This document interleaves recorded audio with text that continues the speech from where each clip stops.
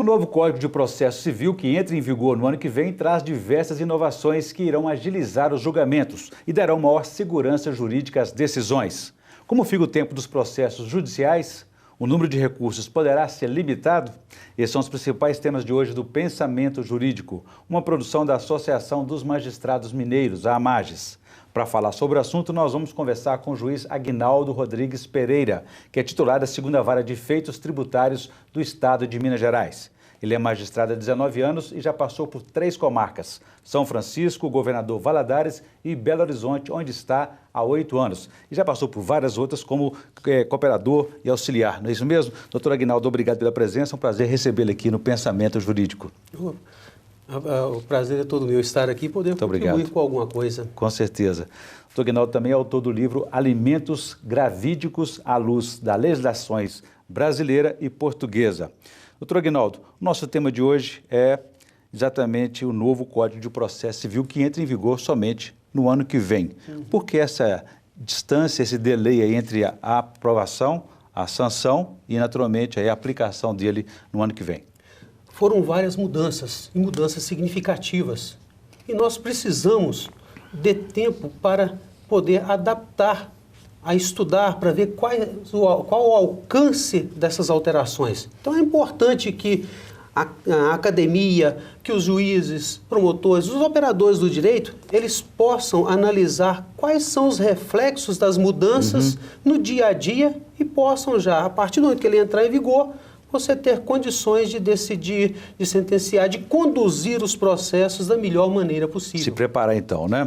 É um período de preparação. Nós tivemos então, depois de 42 anos, foi então aprovado e sancionado o novo Código de Processo Civil. O que vinha a ser isso e qual que é o papel dele no processo judicial? O processo civil, ele é como um regulamentador dos trâmites que os pedidos terão perante a justiça para serem decididos. Quando eu era professor, eu dava aula, eu costumava brincar e falar o seguinte, que para os alunos eles pensam o seguinte, que o processo é como um trem, que ele tem várias estações e vai carregando vários elementos, novidades. Elementos à medida que ele vai tramitando. Então você começa o primeiro vagão ali puxado pela locomotiva, que é a petição inicial, aí ele tem uma primeira parada onde ele tem a contestação, que ele acopla mais um vagão, depois ele vai nas provas, onde ele acopla ali as testemunhas, os depoimentos das testemunhas da prova pericial, e depois ele, na próxima estação, ele acopla a sentença. Se as partes estão de acordo, o trem parou, aí é só a satisfação da obrigação. Se não, alguma das partes não concordou, está discordando da decisão do juiz, aí ele acopla mais um vagão, que é o recurso para o tribunal. Então você tem um tramitar do processo. Por isso é que você precisa de uma lei que vai especificando como é que deve ser o andamento desse processo, como deve a regulamentação dos procedimentos. Entendi. Para que o juiz possa decidir com segurança e tranquilidade. E essas alterações no novo Código Civil aí podem melhorar o movimento desse trem, andar mais rápido?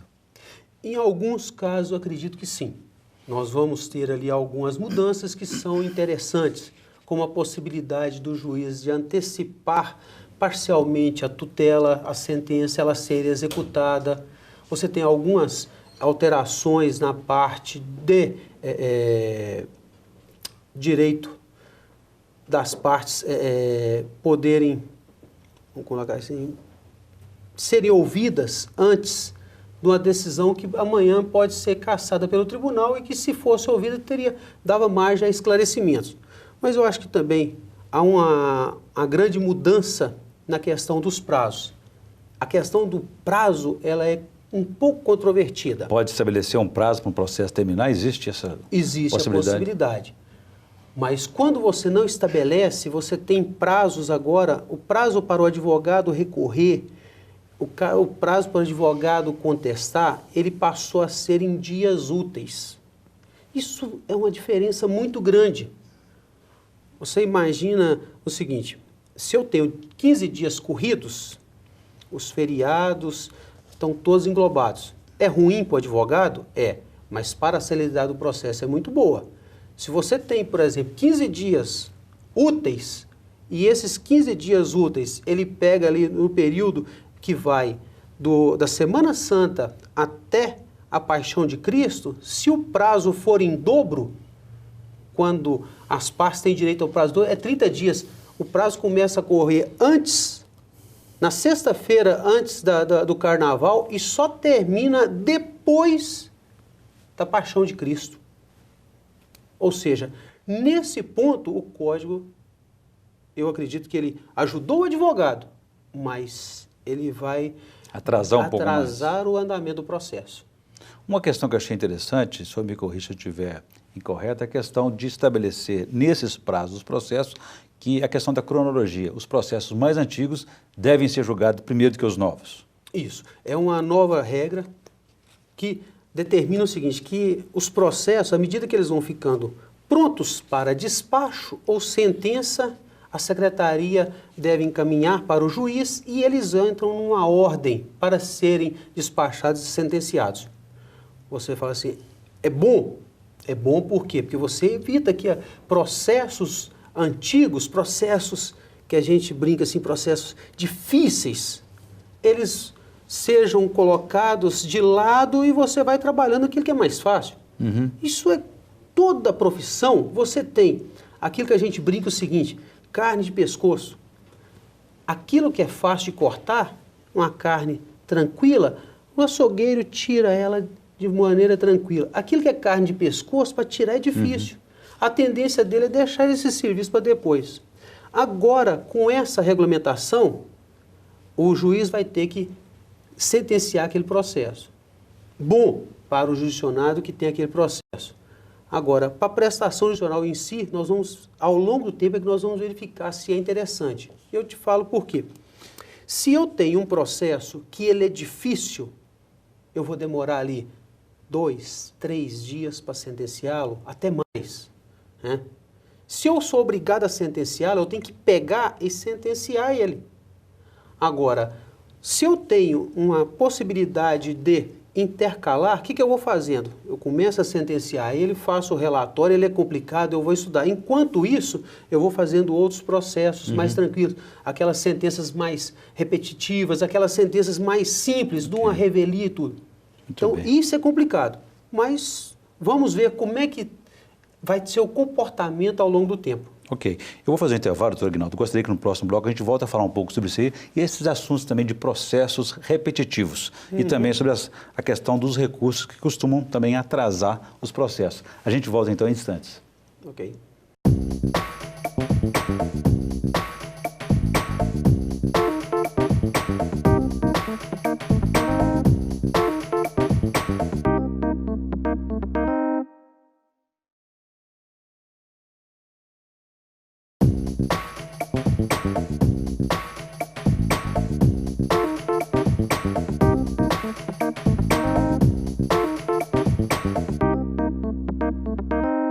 Estamos de volta com o Pensamento Jurídico, uma produção da Amages. Participe de nosso programa pelo e-mail pensamento@amages.com.br, pensamento@amages.com.br.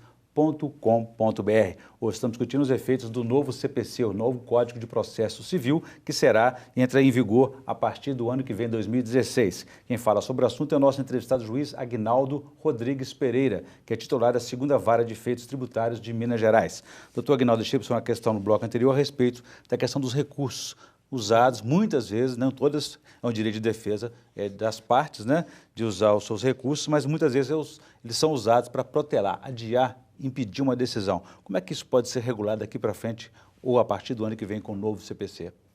Interessante essa questão. O direito de defesa ele não pode ser levado ao extremo de virar uma forma de impedir a satisfação do direito da outra parte. Então, o que o Código fez? Ele criou mecanismos para que, já na primeira instância, o juiz possa decidir de acordo com as decisões dos tribunais e já eliminar aquela demanda que ia chegar até o Supremo, até o STJ. Então, você tem decisões repetitivas que dão o mote para que o juiz possa decidir a causa em primeiro grau. E o tribunal pode, uma vez a decisão estando de acordo com a sua jurisprudência dominante ou súmula, ele já pode negar provimento direto ao recurso. Então, é uma questão interessante, nós vamos ter, a partir da entrada em vigor, de instrumentos para que o Tribunal de Justiça possa regulamentar de forma mais firme aquelas demandas repetitivas. Eu vou dar um exemplo pequeno. Lá em São Francisco, a comarca onde eu passei, aconteceu um caso interessante. Interessante no sentido jurídico, mas nada interessante no sentido de fato. Foi achado um corpo no reservatório da companhia de abastecimento. A cidade praticamente toda está entrando com ação pedindo indenização por dano moral. É o mesmo fato, a mesma empresa, só muda o nome dos autores. Esse é um caso típico em que o tribunal, recebendo essa demanda, ele dá uma decisão que vai servir para todas. Você evita decisões conflitantes, você dá segurança ao jurisdicionado, eu posso entrar com a ação que eu vou ter ganho de causa. E da mesma forma, se for ao contrário, eu não vou entrar com a ação porque o tribunal já decidiu de forma repetitiva e vinculante que aquele fato em si não gera dano moral. Doutor Aguinaldo, esse mecanismo pode ser utilizado também em questões como serviços telefônicos, muita reclamação de consumidores, rendimento de poupança, controvérsias tributárias? Pode sim. A partir do momento que você tenha uma questão de fato ou de direito, que ela gere demandas repetitivas, você pode usar esse instrumento para definir essa questão e dar segurança jurídica para aquele que vai reivindicar ou também para aquele que vai recusar. Então, as normas do Código de Processo Civil, como por exemplo a questão do condomínio, a multa no condomínio é 10% ou 2%. Se o tribunal decidir de forma sedimentada em recurso repetitivo que é 2%, então é 2%. Ah, não é 10%, é 10%.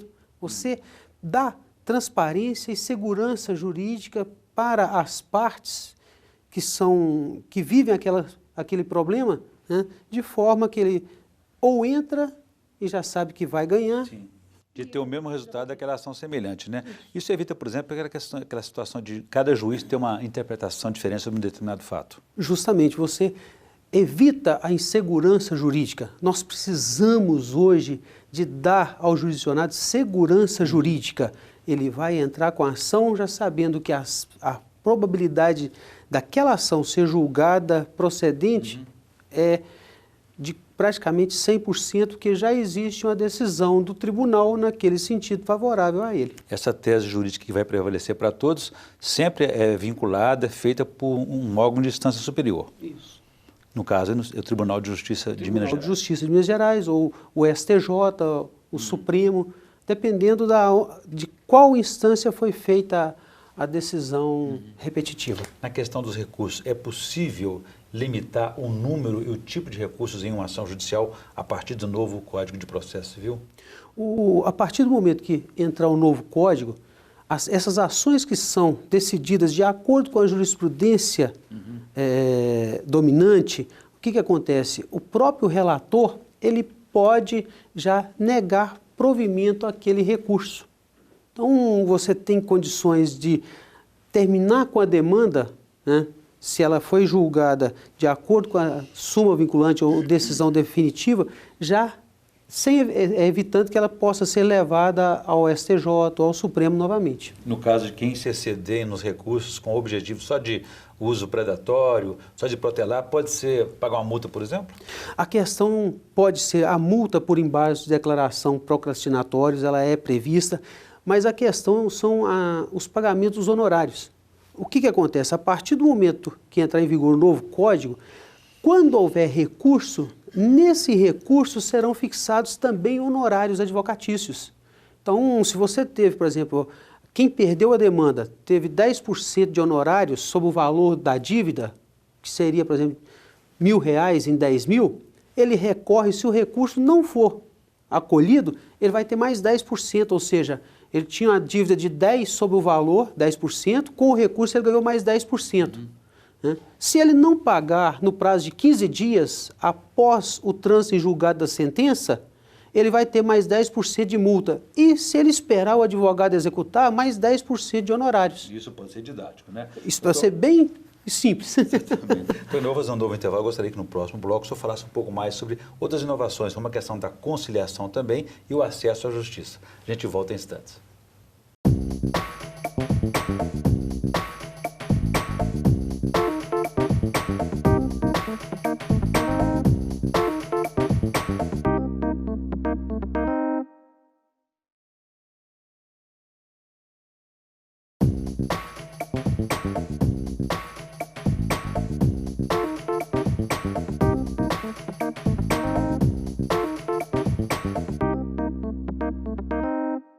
Estamos de volta com o Pensamento Jurídico, uma produção da Amages. Hoje estamos conversando sobre o novo CPC, o novo Código de Processo Civil, que entra em vigor no ano que vem. O nosso entrevistado é o juiz Aguinaldo Rodrigues Pereira, titular da 2ª Vara de Efeitos Tributários da comarca de Belo Horizonte.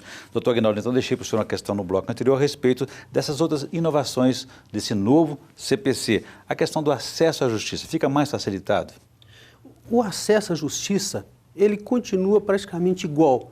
O que nós vamos ter de diferencial é apenas a questão da justiça gratuita e também aquela orientação para que as partes procurem a defensoria pública ou advogado dativo. Hoje nós não temos problema praticamente de acesso com os juizados especiais, com a defensoria pública. O que nós temos é ter condições de dar satisfação ao jurisdicionado. Então você tem, por exemplo, que criar mecanismo para que o juiz tenha instrumentos que ele possa efetivamente fazer com que o demandado ele cumpra a obrigação. E nesse ponto é muito importante que a parte ajude o juiz. Como que ele pode fazer isso? Como é que ele pode fazer isso? Hoje ele já pode protestar a sentença. Onde que ele faz isso? No cartório de protesto. Ele pega a sentença, leva para o cartório e faz o protesto dessa sentença. Qual que é a consequência? Todas as pessoas vão ficar sabendo que aquela pessoa está devendo a outra em razão da decisão judicial. E o reflexo secundário também é o seguinte, os órgãos de proteção ao crédito, eles buscam dos cartórios a existência de sentença protestada. Então, a parte protestando a sentença, ela vai ajudar a divulgar que aquela pessoa está lhe devendo. E hoje em não que tipo de dívida isso pode ser enquadrado? Dê um exemplo para a gente. Pode parar, por exemplo, nesse serviço de CSPC, do Banco Central? Por exemplo, uma empresa de telefonia, ela foi condenada, não pagou, tira uma certidão da sentença, leva no cartório de protesto e ela vai ser protestada. Se ela precisar de uma certidão negativa de protesto, ela está com o nome negativado, tanto no protesto quanto nos órgãos de proteção ao crédito.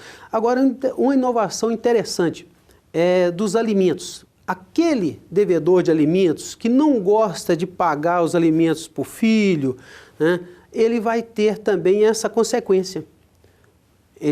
Uma vez executado, o juiz vai mandar protestar a dívida de alimentos, ou seja, as pessoas vão saber, na hora que ele for comprar no comércio, as pessoas vão consultar e falar só, ele não paga nem alimentos. Será que se ele não paga alimentos, ele vai me pagar? Vai ficar sem o crédito, né? Então, ou seja, são instrumentos que estão sendo criados que vão dar efetividade à prestação jurisdicional. Uma boa medida. Numa outra ponta, anterior, antes de abrir o processo, também vai ser incentivado a prática da conciliação entre as partes. Isso. A conciliação, hoje nós já temos o Sejus, o tribunal está buscando as conciliações pré-processuais, ou seja, antes de entrar com o processo. E no processo civil, no novo código, está previsto uma audiência de conciliação antes de oferecer a contestação, porque depois que a parte oferece a contestação, fica mais difícil.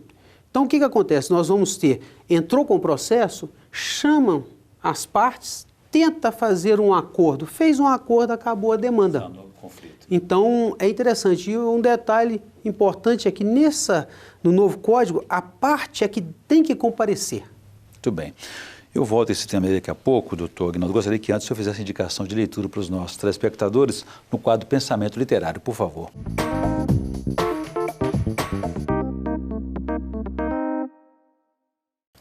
Eu vou indicar o primeiro livro, é um livro até que eu faço uma referência, que é O Profeta, do Khalil Gibran.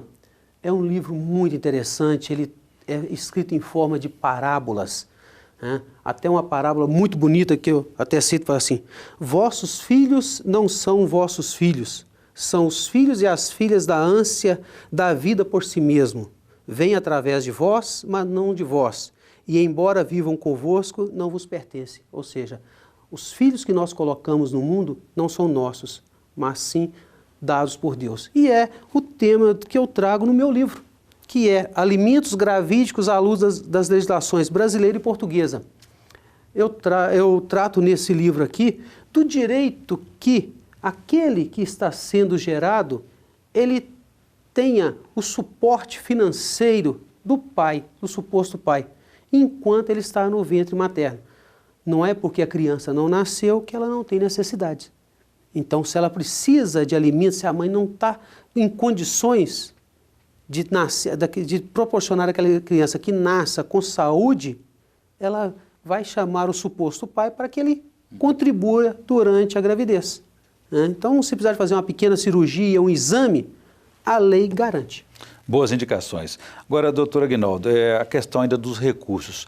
Os agravos de instrumento vão ser mais limitados a partir de agora, a partir do ano que vem com o novo CPC. Qual que é o significado disso? Quando você tem agravos de instrumento, são decisões que são feitas durante o curso do processo. Tem decisões que demandam efetivamente uma reapreciação, são decisões interventivas, uma antecipação de tutela, uma liminar que você defere ou que você indefere, que vai causar um prejuízo para a parte se não for reapreciada. Agora, tem decisões que elas, apesar de decidir uma questão processual, uma questão dentro do processo, ela pode aguardar para no momento da sentença. No momento da sentença, o juiz aprecia e depois o tribunal revê aquela decisão. Então, o que você vai ter? Você vai ter uma limitação do número de agravos do instrumento. E a partir do momento que você tem uma limitação do número, outros processos são decididos a tempo e modo. E isso não vai afetar o direito de defesa ao contraditório? Não, porque são questões que não causam, não há perspectiva de lesão irreparável. Todas as vezes que você tiver uma lesão que ela pode ser irreparável, tanto concessiva como denegatória, é possível a utilização do recurso de agravo de instrumento. Então, ele é limitado às questões que não vão prejudicar. Um exemplo bem clássico: depoimento pessoal do autor ou do réu. Se for indeferido esse depoimento, né, ele traz alguma consequência imediata, irreparável? Não. Por quê? Porque o tribunal pode chegar no recurso e entender que aquele depoimento é indispensável e determinar que os autos possam voltar para a colhida daquele depoimento. Muito bem, eu conversei aqui com o juiz Aguinaldo Rodrigues Pereira, que é titular da 2ª Vara de Efeitos Tributários da Comarca de Belo Horizonte, e conversamos aí sobre o novo Código de Processo Civil, que será, a partir do ano que vem, será aplicado com os efeitos sobre o desempenho do judiciário também e trazendo mais segurança jurídica. Doutor Aguinaldo, obrigado pela entrevista, foi um prazer recebê-lo aqui no Pensamento Jurídico. Eu que agradeço, estou à disposição para aquilo que puder contribuir para a melhoria do Poder Judiciário. Com certeza, nós agradecemos e vamos ficar por aqui. Se você quiser, escreva para nós no pensamento@amages.com.br, pensamento@amages.com.br. Envie a sua sugestão. Um abraço e até a próxima.